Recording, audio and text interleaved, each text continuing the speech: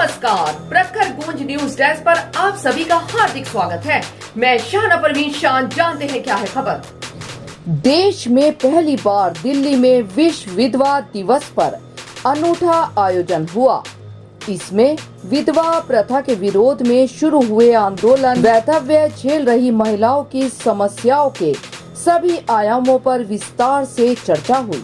विधवाओं पर लिखी किताब का लोकार्पण हुआ। इस मौके पर हरियाणा राज्य महिला आयोग की अध्यक्ष आदरणीय रेणु भाटिया जी ने कहा कि विधवा महिलाओं को किसी की मोहताज नहीं होना चाहिए। मेरे बड़े भाई मेरे पिता की आयु के थे और उनका एक्सपीरियंस हमसे कई गुना अधिक है।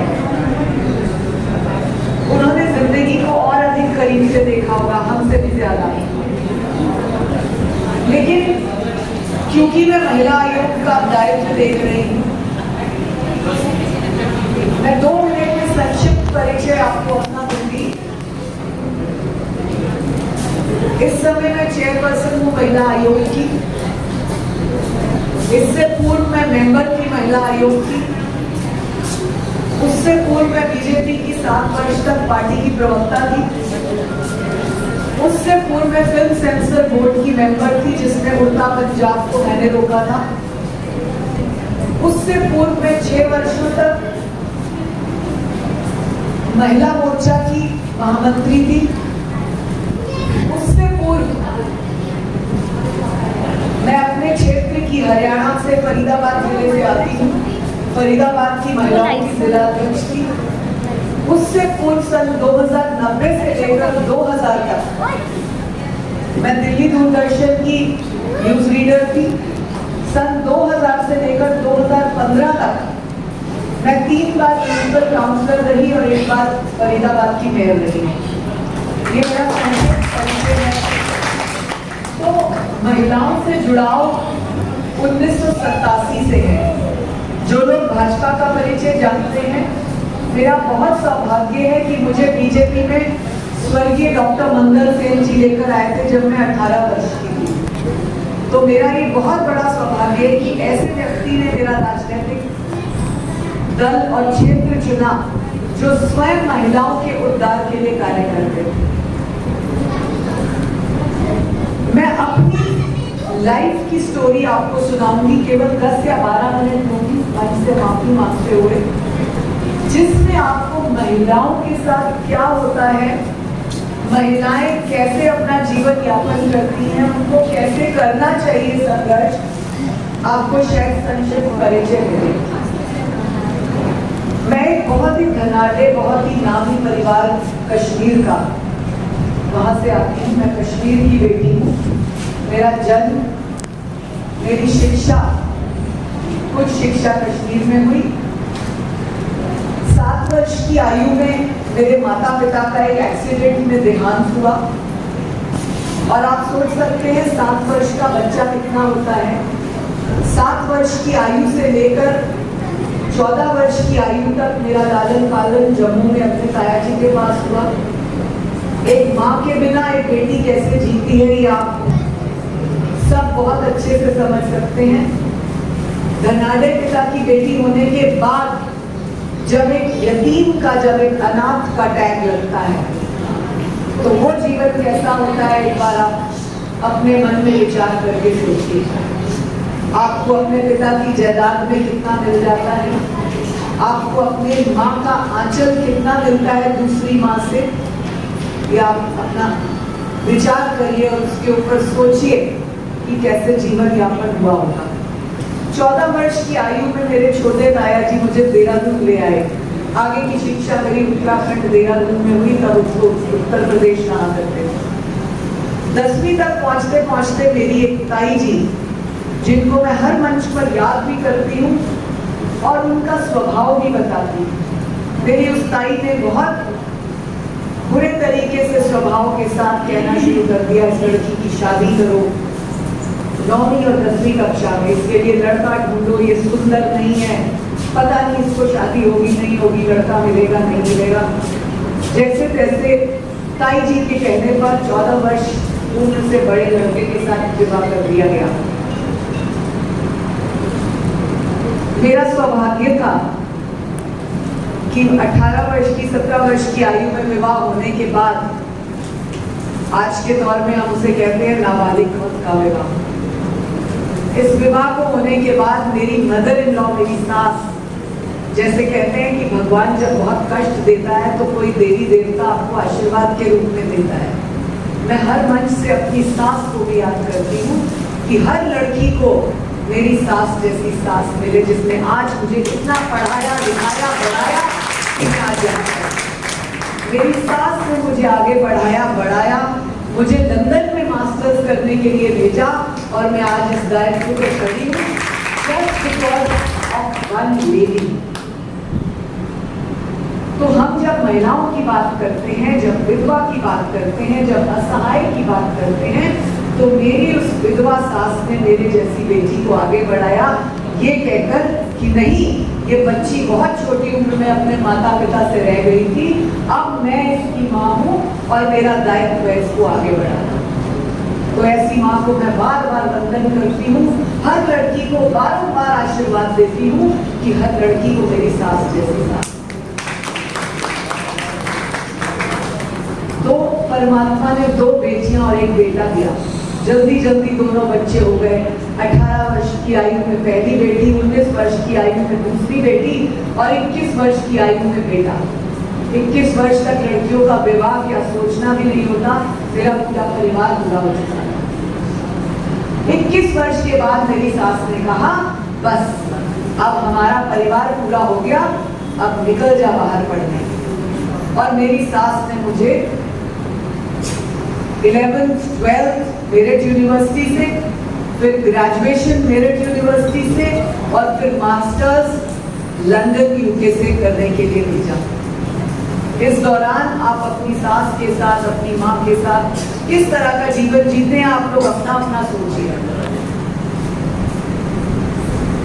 और बहुत अच्छा जीवन चलने के बाद मेरा इस तरह से राजनीतिक क्षेत्रों में मेरा आना हुआ, क्योंकि बचपन से ही कुछ करना है, कुछ करना है, कुछ करना है, ऐसा शौक। और सौभाग्य से मेरे पति एडवर्टाइजिंग का काम करते थे, तो उनको बहुत शौक था, क्योंकि वो सभी नेताओं के वोट बनाते थे।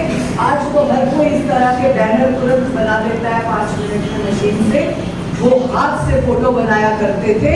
और जब अटल जी पहली बार प्रधानमंत्री बने, पहला बोर्ड भाजपा कार्यालय में अशोका रोड पे मेरा लगाया। तो सौभाग्य कई बार आपका पलड़ा बदल देता है। बिना माँ बाप के पूरा जीवन जीना और उसके बाद कितने कष्टों से गुजरकर विवाह के बंधन में उसके बाद ये सारा करना। और फिर शायद सौभाग्य को मंजूर नहीं था, उन्होंने कहा रेनू तू इतनी आसानी से जीवन कैसे जिएगी, नहीं तुझे तो कष्ट देने हैं। 2009 में पति को हार्ट अटैक किया, उनका इलाज चला, 2014 में दोबारा हार्ट अटैक किया, 2019 में दोबारा हार्ट अटैक किया। और जब जब उनको हार्ट अटैक हुआ, मैं बीजेपी के मंच पे भाषण दे रही, 2009 के चुनाव में, 2014 के चुनाव में, 2019 के चुनाव। परंतु फिर भी ऐसे पति जिन्होंने कहा कि मेरा ध्यान मत कर, इतना मम्मी है, भाई है, तू जाके अपना लोकसभा का चुनाव चल रहा है, जहां जहां ड्यूटी लगी है वो करते। और सौभाग्य को या भाग्य को ऐसा मंजूर था कि 2021 5 जुलाई को मैंने अपने पति को खो दिया। इसीलिए कोई लेडी बोलती है कि मेरा पति नहीं है, बच्चे कैसे पालूंगी, मैं तो बड़ी कमजोर हूँ, तो मैं उसको अपनी स्टोरी सुना दूँ। और मुझे मजबूती और प्रेरणा कहाँ से मिली कि पति के जाने के बाद हरियाणा के भाजपा प्रदेश अध्यक्ष और हमारे मनोहर लाल जी जो हमारे मुख्यमंत्री हैं, इन्होंने कहा रेनू बहुत उदास है, बहुत दुखी है, बहुत अच्छी कार्यकर्ता है, इसको बिजी करो। उन्होंने मुझे उत्तराखंड के चुनाव में भेज दिया और देहरादून, क्योंकि मेरा दादका है, मेरा गृह क्षेत्र माना जाता है, सविता कपूर वहाँ की आज विधायक है, उनके साथ मेरी ड्यूटी लगा और वो चुनाव हम जीते। और उस बिजी होने के दौरान मैं थोड़ा सा अपने दर्द को भूली, लेकिन पता नहीं कोई भी महिला अपने पति को कहाँ भूल सकती है, अपने परिवार को कहाँ भूल सकती है। आज भी छोटे बच्चे देखती हूँ तो मुझे याद आता है कभी मैं भी ऐसी छोटी थी, मेरे भी पापा हुआ करते थे। आज जब किसी महिला को साथ अपना पति, उसका पति जाते हुए देखती हूँ तो कहती हूँ वो कभी मायके जी भी मेरे साथ घूमा करते थे। लेकिन भगवान ने कहा कि तेरे कष्ट खत्म नहीं हुए, अभी मुझे और कष्ट तेरा इम्तिहान है। तो जब भाटिया साहब के 6 महीने हुए और मैं उत्तराखंड के चुनाव के बाद वापस आई, अचानक एक दिन थोड़ा सा दर्द हुआ, मैं चेकअप कराने गई तो डॉक्टर ने कहा आपको तो ब्रेस्ट कैंसर है। और मैं तो डर गई उस इलाज कराने में। ये बाल मेरे अभी कैंसर के बाद आए हैं, मेरे अच्छे खासे लंबे बाल। तो भगवान ने कहा तेरा और इम्तिहान लेना, अपना कैंसर का इलाज करा। तू क्या रोती है कि मेरा पति चला गया, मैं विधवा हो गई, अभी तो तुझे और कष्ट देने हैं, तेरे इम्तिहान है। कैसे तू महिलाओं को मजबूत करेगी यदि तू खुद मजबूत नहीं हो। कैंसर का इलाज कराते कराते जब पहला कीमो था तो सोचा कि सबसे पहले अपने बच्चों को बताऊं, और हिम्मत नहीं हो रही थी कि बच्चों को कहूं अरे बेटा तुम्हारी माँ को भी कैंसर हो गया, पता नहीं कब तक जिएगी। कहीं बच्चे रो ना पड़े अरे अभी तो पापा को ही 6 महीने हुए, मम्मी को कुछ ना हो जाए। और एक बेटी न्यू जर्सी रहती है और बेटा स्विट्जरलैंड रहता है। जैसे ही मैंने बेटी को कॉल किया, मैंने सोचा सबसे पहले बेटियों के साथ मन साझा करूं, और कोई अपनी बेटी को सबसे पहले बात करता है। जैसे ही बेटी को कॉल किया, बेटी ने कहा मम्मा मैं तो आपको कॉल करने वाली थी। मैंने कहा अच्छा बता क्या हुआ। कहते आपको गुड न्यूज देनी, आप नानी बनने वाले। आप बताइए, मेरे जैसी लड़की जिसको ताजा ताजा पता हो 4 दिन पहले कि उसे कैंसर है, अपनी बेटी को बताना चाहती है, वो कैसे अपनी बेटी को दुख की बात सुना दे। अभी तो उसका पहला महीना है, कहीं उसे कोई प्रॉब्लम ना हो जाए। एक माँ ने, एक विडो लेडी ने अपना दर्द मन में रखा कि जब थोड़े दिन बाद गई अपोलो हॉस्पिटल, अपना सारा कुछ इलाज दर्ज कराया, कीमो की डेट ली, पिछले वर्ष 1 अप्रैल को कीमो स्टार्ट हुआ। डॉक्टर ने भी पूछा आप अकेली आई हो, कोई आया नहीं साथ, आपको पता है कीमो कितना हार्ड होता है। मैंने कहा पति है नहीं, बच्चे बाहर रहते हैं, देवर जॉब करते हैं, तो आपको ना डॉक्टर, तभी तो कहते डॉक्टर भगवान होते हैं, तो डॉक्टर हंस पड़े। खैर मेरा एडमिशन हुआ, पहला कीमो हुआ, ड्राइवर और गनमैन साहब थे तो वो घर लाए मुझे। जब मैं घर आई तो 3-4 दिन कीमो के बाद आपको होश नहीं रहती, आपको बहुत बॉडी एक रहता है। 4 दिन बाद सोचा चल यार बेटे को ही बता दूं। बेटे को तो नहीं बता सकती क्योंकि उसको अभी फर्स्ट मंथ है। बेटे को बताने के लिए कॉल किया तो बहू ने फोन उठाया। बहू ने फोन उठाया, बेटे और बेटी की शादी तुरंत 1 दिन में करनी पड़ी क्योंकि भाटिया जी को डॉक्टर्स ने जवाब दे दिया था कि शायद चंद दिन के मेहमान हैं, तो इसीलिए ड्यूटी निभाना जरूरी था बच्चों। जैसे ही बहू ने फोन उठाया, मैंने कहा इशू वॉशरूम आए, तो बोली मम्मा वॉशरूम में आते ही होंगे पर हम आपको एक फोन करने वाले थे। मुझे लगा बच्चों को पता तो नहीं चल गया। तो मैंने कहा हाँ बताओ। कि सर मम्मा हमने आपको एक गुड न्यूज दे दी थी, आप दादी बनने वाले हो।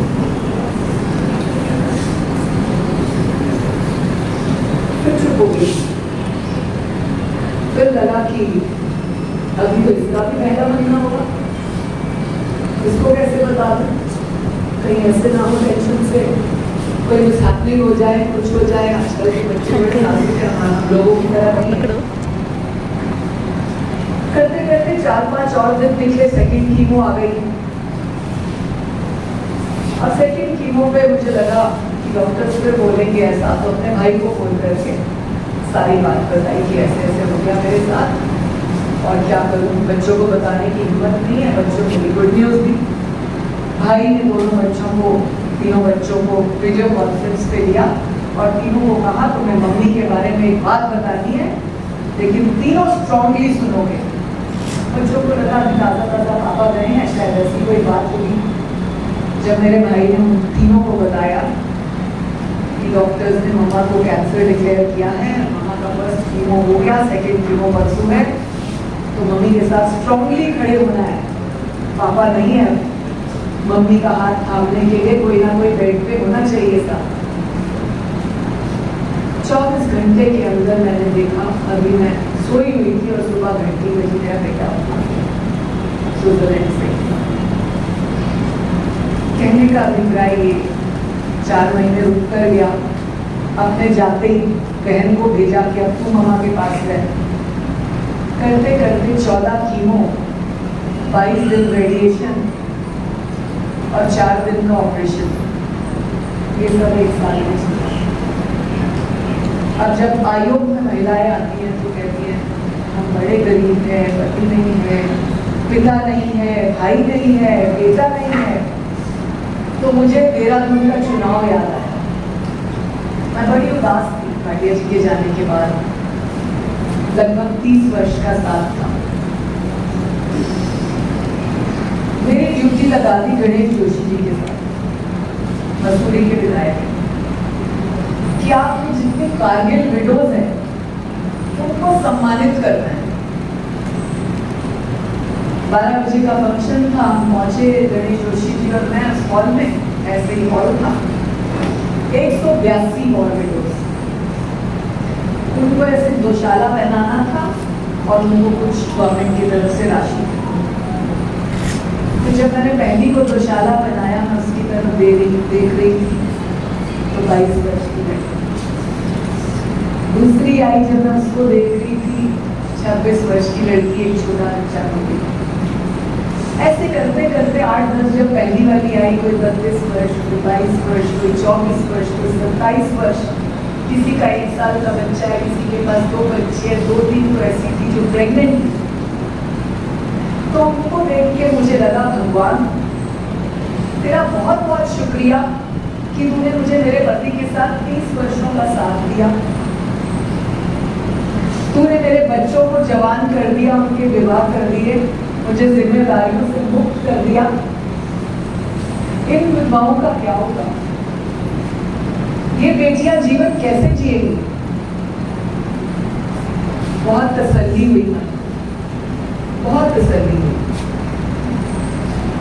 जब 1 वर्ष महिला आयोग का पूर्ण होने पर मेरी प्रोग्रेस रिपोर्ट मैंने बनाई अपने महकमे की, तो हम अपनी वो प्रोग्रेस रिपोर्ट अपने मुख्यमंत्री जी को, माननीय प्रधानमंत्री जी के कार्यालय, माननीय सभी अपने अधिकारियों के कार्यालय पे जब भेजते हैं, स्मृति जी के कार्यालय, हमारी मिनिस्टर है, तो मैंने राष्ट्रपति और उपराष्ट्रपति जी से भी सबमिट किया। तो मैं अपनी वो प्रोग्रेस रिपोर्ट दिखाने राष्ट्रपति महोदया को गई और मेरा सौभाग्य है मुझे उनके साथ 18 मिनट मिले। बहुत बड़ी बात होती है 18 मिनट में। और आप सोचोगे 18 मिनट में एक राष्ट्रपति ने इस मामूली सी औरत के साथ क्या बात करी होगी। मैं आज पहली बार आप लोगों से साझा करूं। यदि लीगली एक गलत होता है तो मैं माफी चाहती हूँ, लेकिन मैं अपनी राष्ट्रपति जी की उस बात को, उस प्रेरणा को सब महिलाओं के साथ साझा करूंगी कि कितनी शक्ति थी। उन्होंने मुझसे पूछ लिया कि क्या करती हो, कहाँ रहती हो, ये सारी बातें जैसे परिचय के तौर पे हुई। तो उन्होंने मुझे पूछा आपके पति क्या करते हैं? तो मैंने कहा दीदी सौभाग्य नहीं रहा ये वाला आपकी तरह, पति को खो दिया। सौभाग्य नहीं रहा आपकी तरह, माता पिता को भी खो दिया। तो उन्होंने मुझे गले लगाया, एक राष्ट्रपति ने, जो मैं कभी जिंदगी में नहीं भूलूंगी, और मुझे कहा चिंता नहीं करना, इस तरह का फोन है ना बात करने का। उन्होंने कहा चिंता नहीं करना, मैं द्रौपदी मुर्मू, लोग बोलता राष्ट्रपति, सब बोलता मैडम के पास 400 कमरा, मैं शाम को अपना कमरा में अंदर जाती हूँ, अपना कमरा में अथला बहुत बैठती, मैं अपने आप से बातचीत करती, मैं देश की औरत के बारे में सोचती। तुमको भी यही करना, तुमको भी अकेला रहना पड़ेगा, ये जीवन है। तुमको कोई मना नहीं किया साथ में चुनने, तुमको कोई बाध्य नहीं किया, लेकिन तुम जिस पद पे आया वो बहुत महत्वपूर्ण पद है। अपना दर्द से औरों का दर्द बांटो। मैं इतनी स्ट्रॉन्ग बन के निकली उनके कमरे से। जब मैं बाहर निकली तो उनके वो जो आर्मी वाले वो अंगरक्षक होते, जो ऑफिसर होते, वो बाहर निकलकर मुझे बोलते, ma'am what was so important, you took 18 minutes. शायद कभी कम लेते होते हो लोग, मुझे तो पता ही नहीं चला। 18 मिनट तो उसने बताया। कहते इतनी क्या इम्पोर्टेंट चर्चा थी राष्ट्रपति के साथ आपकी, क्योंकि राष्ट्रपति एक ऐसा फिगर है ना कि विदेशी बातें, मतलब कुछ ना कुछ प्लानिंग, देश की ऐसी बातें होती हैं उनके साथ, ये चर्चा थोड़ी होती। लेकिन मैं अपनी राष्ट्रपति का बारंबार वंदन करती हूँ कि मेरे जैसी मामूली औरत को उन्होंने एक स्ट्रॉन्ग महिला बनाकर बाहर भेजा। और शायद इस बात को 7-8 महीने हो गए। उन 8 महीनों में मैंने पीछे मुड़कर नहीं देखा। अगर आप मेरी प्रोग्रेस रिपोर्ट देखोगे तो मैंने पति के जाने के बाद इस चेयर पर आने के 2 महीने के बाद कैंसर, और इस 1.25 वर्ष के अपने इस टेन्योर में देश की सभी राज्यों की महिला आयोगों से अधिक कार्य। मैं कुछ दिन पूर्व स्मृति ईरानी जी को अपनी रिपोर्ट देने गई थी, मैंने उनको बताया तो उन्होंने मेरे साथ फोटो और प्रोग्रेस रिपोर्ट लेकर थी कि ऐसे ही आगे बढ़ना। लेकिन अगर मैं ये सोचती हूँ कि पति चला गया, मैं क्या करूँगी, कैसे जीऊँगी, अब कोई मुझे ऐसे देखेगा। तो मैंने अपने परिचय में आपको बताया कि जब मैं 18-19 वर्ष की थी मैं बीजेपी में आई, और तब मैं न्यूज़ रीडर थी। सलमा सुल्तान जी और अंजलि राय मेरी गुरु थी। जो पुराने लोग हैं वो जानते हैं। आज भी सलमा जी के पास मैं जाती हूँ कभी, बहुत अच्छा वार्तालाप होता है। तो उस समय सिर्फ दूरदर्शन हुआ करता था, कोई और चैनल नहीं था। 96-7 में आज तक और जी बने हैं। तो 8-9 वर्षों का जो वो इंटरव्यू देना, लोगों का इंटरव्यू लेना, और मुझे सौभाग्य से माननीय वाणी जी और सुषमा जी के मंच संचालन के मौके मिलते हैं। तो इतना ग्लैमर होता था, मतलब समझ लीजिए उस समय की मैं ऐश्वर्या राय थी, एक सरल भाषा। तो आप ये सोचिए उस उम्र में ऐसे ओहदे पर ग्लैमर लाइन में आपको किस किस पुरुष ने अच्छी नजर से देखा होगा, कितनों ने आप पे नजर रखी होगी, कितनों ने हल्का सा व्यंग किया होगा, कितनों ने कैसी कैसी भाषाएं बोली।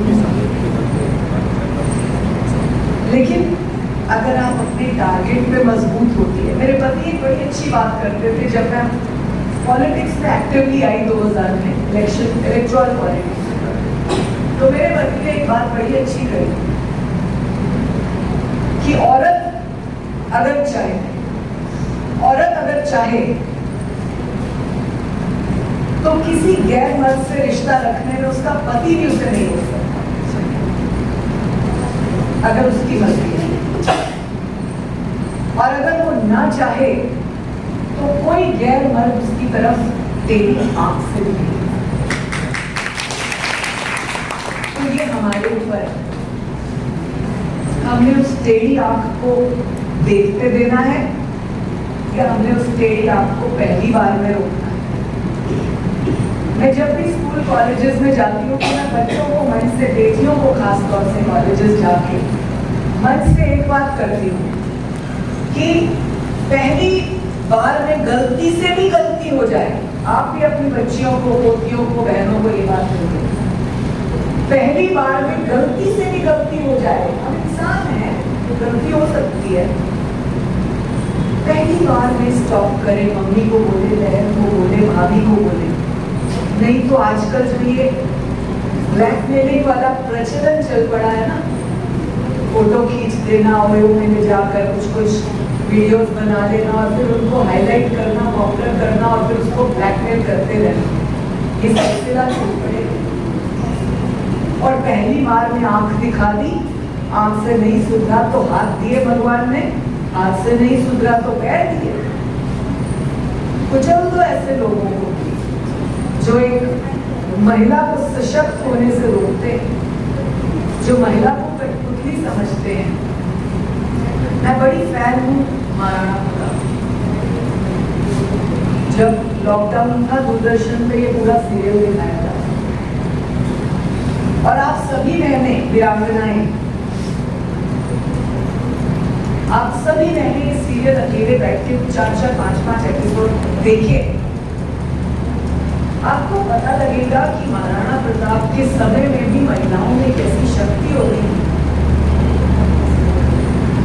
अगर हम आज एम्पावरमेंट की बात करते हैं कि विमेन एम्पावर होनी चाहिए, विमेन तो हमेशा से एम्पावर थी।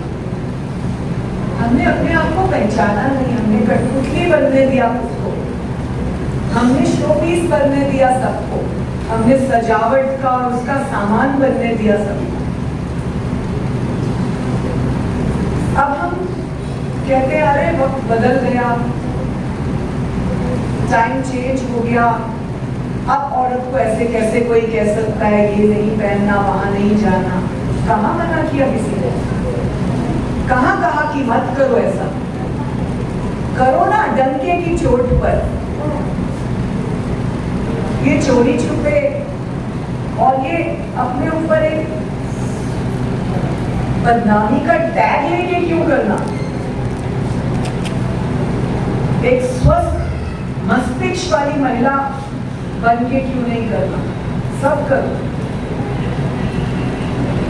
मैंने अपने जीवन में बहुत से कार्य किए। मैंने आपको बताया जब मैं न्यूज रीडर थी, बहुत सारे ऑफर्स आए सीरियल्स के, बहुत सारे सीरियल्स किए मैंने। चमत्कार सीरियल बड़ा फेमस सीरियल होता था, उसमें फारूक शेख की बहन का रोल किया। रविंद्र जी होते थे हमारे एक संगीतकार जो सूरदास थे, अब नहीं रहे। उनका एक बहुत अच्छा सीरियल गज मोती किया जिसमें देवेंद्र चौहान की पत्नी का अभिनय मैंने निभाया, जो युधिष्ठिर बनते हैं। तो ऐसे बहुत सारे सीरियल किए और मैं आज भी करने को तैयार हूँ अगर कोई ऐसा सीरियल मुझे करने को मिले जिसमें महिलाओं की सशक्तिकरण की बात है। ऐसे बहुत से मैंने एड्स किए। मैं क्लोजअप टूथपेस्ट की पहली मॉडल हूँ। आप लोगों को ध्यान आ जाए कि जब क्लोजअप टूथपेस्ट आया था, रेड कलर का कवर होता था और एक ही स्माइलिंग फेस होता था। तो जब मुझे पहली बार मेरा चयन हुआ और photogenic face of the year का अवार्ड उन्होंने मुझे दिया, तो मुझे महिला की याद आई। आप सोच सकते हो किसकी आई होगी? चाची, जो कहती थी शादी नहीं होगी, सुंदर नहीं, लड़का नहीं मिलेगा। तो मुझे उसकी बड़ी याद आई, तब तक वो नहीं थी। तो इसलिए जब आप अपने जीवन में ठान लेते हैं, मुझे बड़ा अच्छा लगा आज दोनों बहनों को मंगलसूत्र देके। पर हम ऐसा बने कि एक जीवित महिला, जीवित का मतलब श्वास से जीवित नहीं, मन से जीवित। एक मन से जीवित महिला को किसी भी टैग की जरूरत नहीं होनी चाहिए। हमारे सुहाग की निशानी हमारा मन है, हमारे सुहाग की निशानी हमारी सोच है, हमारे सुहाग की निशानी उनको वो श्रद्धांजलि है जो एक माँ से, एक पत्नी से, एक बहू से उन्होंने अपेक्षा की। हम उन मर्यादाओं का, उन सोच का ध्यान रखें। अब जब हम मर्यादाओं की बात करते हैं, मैं कई स्कूल कॉलेजेस में जब मर्यादा की बात करती हूँ तो एक छोटा सा उदाहरण आपको दूंगी कि एक बार मैंने एक होटल में छापा लगाया, क्योंकि हमें लगाना होता है आयोग के नाते।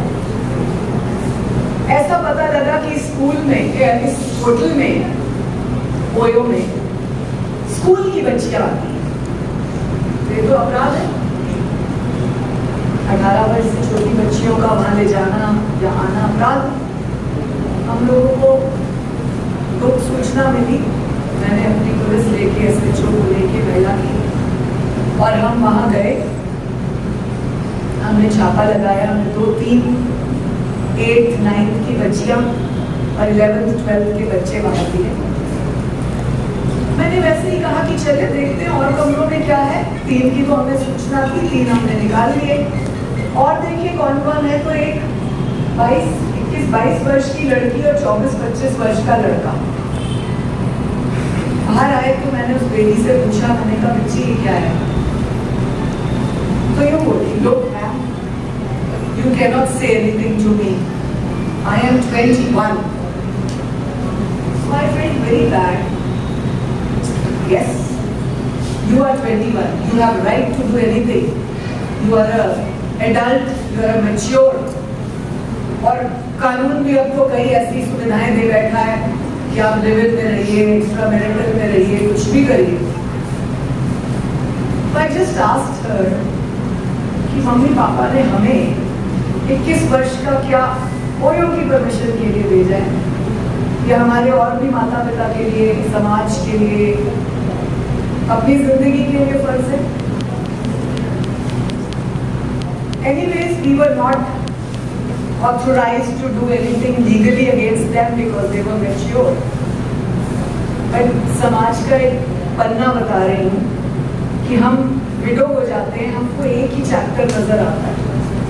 जब एक पुरुष की पत्नी की डेथ होती है तो एक ही चैप्टर नजर आता है रिश्तेदारों को। 4 दिन का बिरादरी मेल भी नहीं होने देते और कहते हैं अरे बेचारा अकेला कैसा रहेगा। छोटे छोटे बच्चे, रोटी कौन बनाएगा? काम वाली रख लीजिए भाई, कुक रख लीजिए, बच्चों को देखने के लिए आया रख लीजिए। नहीं, मगर समाज पुरुष प्रधान जो एक टैग लगा हुआ है वर्षों से, वो यही कहता है कि पुरुष को तो साथ ही चाहिए। भाई महिलाओं को क्यों नहीं चाहिए? मैं उन महिलाओं से पूछती हूँ, उन समाज के ठेकेदारों से, प्रेमियों से पूछती हूँ कि लिव इन रिलेशनशिप लीगल हो गया, पतियों को तो मौज मिल गई, अब कोई नहीं कुछ कह सकता। पत्नी गिड़गिड़ाती है। 2246 केस आए पिछले वर्ष हमारे पास। 2246 छोटा आंकड़ा नहीं है कि ये तो लीगल हो गया है, पत्नी भी रोक नहीं सकती। मैं बेटियों को एक ही बात कहती हूँ, रिलेशंस रखिए, कॉलेजेस स्कूल्स वाली। आप एक शादीशुदा से रिलेशन रखते हैं वो भी रखिए, पर क्या वो अपनी पत्नी को थोड़े दिन में छोड़ेगा आपके लिए? 1 लाख में 1 आदमी छोड़ता है। ये डाटा है। और उसी पति को बोल दीजिए चल भाई तेरा तो रिलेशन हो गया, तेरा घर से मन टूटा हुआ था, या तो थोड़ा मॉडर्न किस्म का है, या व्हाटएवर एवर कुछ भी टैग दे दीजिए उसको। पत्नी का अगर रिलेशन हो जाए तो कान पकड़ के ससुराल मायके छोड़ाते हैं 99%। डाटा है। So cut the story short, और बोला मैंने, एक ही बात कहूंगी, लड़की है, शादीशुदा है, विडो है, सिंगल है, पेरेंट्स है नहीं है, भाई है नहीं है, पिता है नहीं है, जिसने बुरी नजर रखनी है उसने रखनी है। जिसकी सोच, जिसकी मानसिकता, जिसके दिमाग में कचरा है वो रखेगा। आप कैसे भी हाल में, आप शादीशुदा हैं तब भी रखेगा। और जिसने नहीं रखनी, तो ऐसे बड़े महापुरुष हैं समाज में, बहुत हमारे सीनियर्स हैं, बहुत कम उम्र के भाई हैं हमारे ऐसे, जो आपको मजबूत करने के लिए आगे बढ़े। तो अपने बेटों को ऐसी शिक्षा दीजिए, अपने भाई को, अपने पिता को, अपने पति को ऐसी बात कहिए कि वो उस तरह के संस्कारों वाला पुरुष बने, ना कि गंदी मानसिकता रख के महिलाओं को एक्सप्लॉयटेशन की तरफ धकेलने वाला, बुरी सोच रखने वाला। वरना हमारे पास क्या क्या है? टेढ़ी नजर देखने वाले के खिलाफ हाथ है, पैर है, वो बेलन दिखाने वाला टाइम गया। इसलिए you all are strong women, live bold, be bold, stay bold, react bold, always react bold. जय माता दी। आज केवल इतना ही। और अधिक ताजा तरीन खबरों के लिए जुड़े रहे प्रखर गूंज न्यूज डेस्क के साथ।